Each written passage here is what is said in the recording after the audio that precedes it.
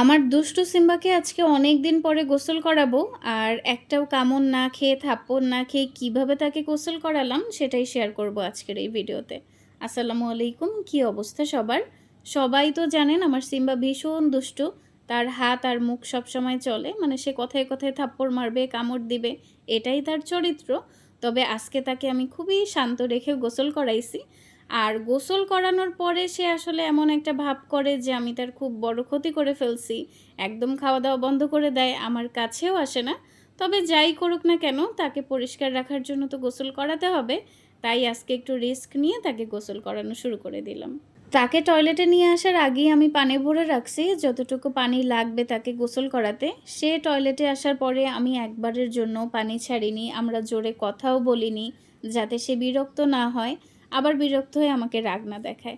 তবে সমস্যা হচ্ছে, ওকে সবসময় আমরা কোলের মধ্যে নিয়ে গোসল করাই, আমি বা ওর মাম্মা। আজকে একটু দূরত্ব বজায় রেখে গোসল করাচ্ছি, তাই সে খুবই বিরক্ত হচ্ছিল। বারবার আমাদের মুখের দিকে তাকিয়েছিল, হয়তো বুঝাতে চাচ্ছিল কেন আমাকে এখানে বসিয়ে গোসল করাচ্ছ, আমি কোলে আসব। আর সে কিন্তু বারবার উঠে আসছিল আমার কোলের উপরে। আমার সিম্বা যখন আমাকে এভাবে আঁকড়ে ধরে বা আমার কোলে আসতে চায়, আমার যে কি পরিমাণ ভালো লাগে।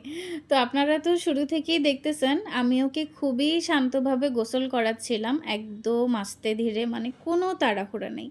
খুবই সাবধানে পানি দিয়েছি, ওর গায়ে শ্যাম্পু দিয়েছি। এখন খুব সুন্দর করে ওর মুখটা আলাদাভাবে মুছিয়ে দিচ্ছি, কারণ এখানে তো আর পানি ঢালা যাবে না। প্রায় ৪ বছরে আমরা অনেকটাই বুঝে গেছি আমার সিম্বা কী পছন্দ করে আর কী অপছন্দ করে। এজন্য ওকে গোসল করানোর সময় আমরা ও বিরক্ত হবে এরকম কিচ্ছু করিনি। তো ওকে শ্যাম্পু দেওয়ার পরে যখন পানি ঢালতে গেছি, ও এমনভাবে ডাকাডাকি শুরু করে দিছিল, আমি তো ভয়ে তাড়াতাড়ি ক্যামেরাটা অফ করে ওকে কোলে নিয়েই পানি ঢেলে গোসল করিয়ে দিছি। আর এখন খুব সুন্দর করে ওর শরীরটা মুছিয়ে দিচ্ছি। আমার সিম্বা কিন্তু খুবই বুদ্ধিমান একটা বাচ্চা। সে যখন দেখছে আমরা তাকে গোসল করিয়ে দিছি, তো এখন তার শরীরটা শুকাতে অনেক সময় লাগবে। তবে যখন আমরা তাকে হেয়ার ড্রায়ার দিয়ে শুকিয়ে দিচ্ছিলাম, সে কিন্তু একদম চুপচাপ ছিল। মানে ও চিন্তা করছিল যে ওরা তাড়াতাড়ি শুকিয়ে দিক, আমার এগুলো শুকাতে তো অনেক সময় লাগবে, আর এতক্ষণ তো আমি চুপচাপ থাকতে পারবো না। আজকে আসলে ওকে গোসল করানোর পরে ও কিন্তু খুবই শান্ত ছিল। কোনো দুষ্টামি করেনি, খাওয়া-দাওয়াও বন্ধ করে দেয়নি। সে গোসল করে নিজেকে নিয়ে খুবই ব্যস্ত ছিল। সে নিজেই পরিষ্কার করছিল নিজেকে, মানে আমাদের উপরে তার ভরসা খুবই কম। আমার সিম্বা কিন্তু হেয়ার ড্রায়ার, প্রেসার কুকার আর ব্লেন্ডারের আওয়াজ খুবই অপছন্দ করে। যখন এগুলো বাসায় ইউজ করা হয় সে দৌড় দিয়ে খাটের নিচে চলে যায়। আবার যখন এগুলো বন্ধ করা হয় তখন সে বের হয়ে আসে। মানে ভাবটা এরকম, এত আওয়াজ করা জিনিস কেন চালাচ্ছ ঘরের মধ্যে, আমি থাকবই না তোমাদের কাছে। তবে আজকে যেহেতু এই আওয়াজ করা জিনিস তার কাজে লাগছে, তাই কিন্তু সে একদম চুপচাপ ছিল। খাটের নিচেও যাচ্ছিল না, রাগও দেখাচ্ছিল না। মানে কি পরিমাণ সুবিধাবাদী আর চালাক বাচ্চা হতে পারে।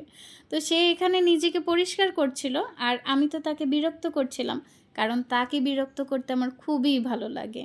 আজকে তাকে গোসল করানোর পরে সে আমাকে রাগ দেখাচ্ছিল ঠিকই, তবে খাওয়া-দাওয়া বন্ধ করেনি। এটাই আমার কাছে অনেক বড় পাওয়া। আর এখানে তার মাম্মা তাসবিহ পড়ছিল নামাজ পড়া শেষে, আর সে তার মাম্মার কোলের মধ্যে ঢুকে ঘুমাচ্ছিল। যাই হোক, আজকের ভিডিওটা এখানেই শেষ করছি। সবাই আমার এই দুষ্টু বাবাটার জন্য দোয়া করবেন।